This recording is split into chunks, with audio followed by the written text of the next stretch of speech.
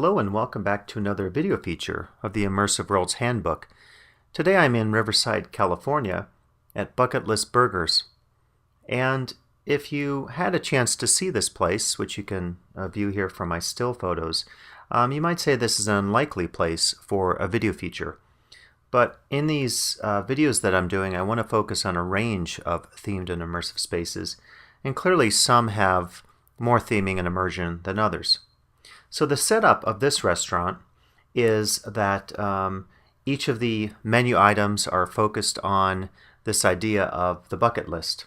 And of course the bucket list includes things that people want to do, go skydiving or visit the Great Wall of China, something of this nature. And I want to use this feature to focus on the question of narrative. And more specifically, I guess I would say in this case, does the narrative fit?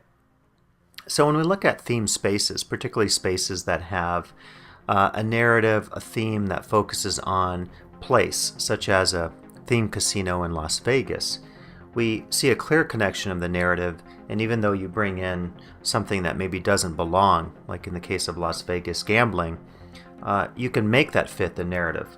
So in this case, I think with the bucket list concept, you have to stretch it a little bit more and ask some questions about the nature of this narrative. Clearly for some people, the bucket list has vivid associations. Something you want to do, some exciting activity like skydiving, some place you want to visit.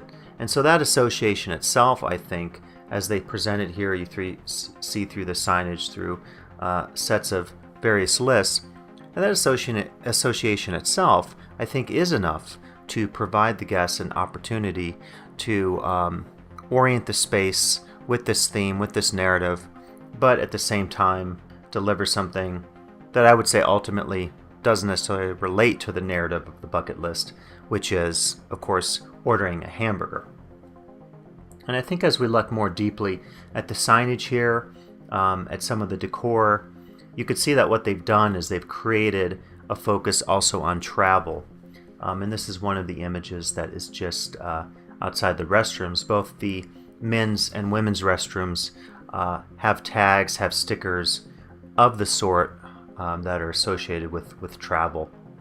And I think that's the other connection here with this narrative, if you think about what they're really presenting. Throughout the space, there's a series of photos that reference some of the items that they have on the bucket list. And again, the bucket list items that they list are found throughout the restaurant, but primarily when the guest enters the space and orders the burger. And one of the things that the restaurant does as well is offer customers different hamburgers and also the ability to customize. I think as we think more deeply then, to conclude on some of these points about narrative, we might say, do we have in this case just enough narrative? And I guess my answer to that is yes. Again, for an establishment like this, a hamburger place, a small space, it's not obviously a giant themed casino, I think this is enough narrative just to accomplish what they want to do.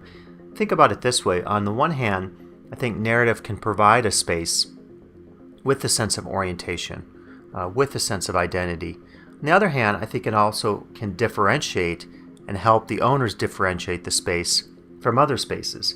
If you were to just name this, the burger joint, and their theme was non-existent or all they focused on was hamburgers, that may not be enough to differentiate themselves from other competitors, whether other burger joints or fast food establishments and so forth.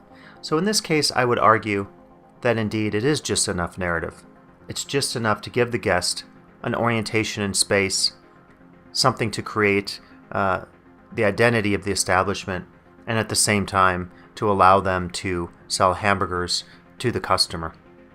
I hope you enjoyed this video feature, and please come back for additional video features for the Immersive Worlds Handbook.